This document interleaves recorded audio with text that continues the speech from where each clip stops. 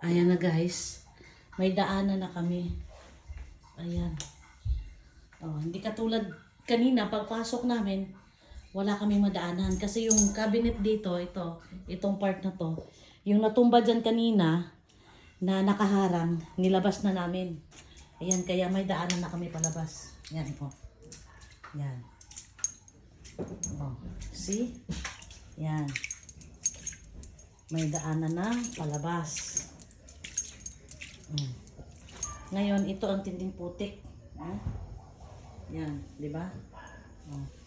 Tignan mo yung Bible ko, oh. Bukas ko nalinisin niya.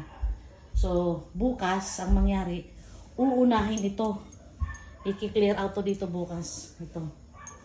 Yan, yan ang unahin. Kasi ito, hindi naman masyadong maputik. So, sa 3 taon na hinard ko na mag-ano, itong TV namin, ayan, umabot dito ang tubig, kalahati. Kalahati ng TV. Yan, kalahati. Yan. Kalahati. Umabot ang tubig. Ayan, no? Yan ang boundary ng tubig, oh. Oh. Hanggang dito. So, kung susukatin mo sa akin, leeg. Leeg siya. Umabot ng leeg. Kasi, kaya umabot ng leeg dito. Ayang bintana. Yan. Nakalimutan isara ng pamangking ko. Kasi kung naisara ng pamangking ko yan, hindi kami aabot ng ganyan kataas. Kasi dito lang dadaan sa pintuan, yan tubig. So dahan-dahan lang papasok ang tubig. Walang current. Kaya itong mga gamit namin, aabutin man ng tubig, pero hindi sila magtutumbahan kasi walang current ng tubig. So yung hampas ng tubig mula sa labas ng gate, dire-diretso ang pasok dito sa loob ng bahay. Ayan, yan, ang laki ng butas ng bintana. Dire-diretso. Yan. Yan. Kaya lahat yan. No? Yan. Lagay ng puon ko doon. Wala na. Ayan sila. Oh. Yan. Pinatayo ko lang muna sila kasi bukas lilinisin na yan. Ayan. Ayan mga puon ko. Pero sa awa ng Diyos, buo naman sila. Walang nasira. Ayan. Oh. Yan. Bukas malilinis na yan sila. Ayan. Ayan. Oh. Yan, buo sila. Buo. Walang nabasag. Yan. So,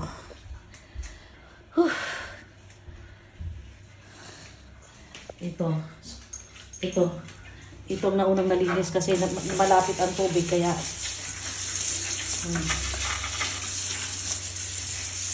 naglinis na ako ng paa kasi aakyat na ako. Dala sa taas na. Pagikuan diri, paghugas sa tiil. Tapos ayaw ikuha ng sinilas, ayaw isaka. Dito? Oo, dito ta mga on, wala tayong lugar diri.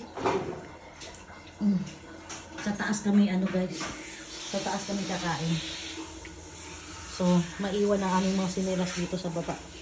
Yan. Iwan para walang putik na aakit. Uy, Ginoo ko Lord. Dito, ito yung landing. Ito yung landing ng second floor. Umabot siya dito. Itong first steps na to, umabot siya dito. Ay, buti na lang may second floor. Paano na lang guys, kung walang second floor, patay na. Asa ka galuto, boy? Ba't dito ka nagluluto? Extension eh. Dapat sa labas. Ha? Uy, buti na lang, Diboy, may extension. Ay, extension. May second floor. Kung wala, patay si Diboy, lutang-lutang. Ay.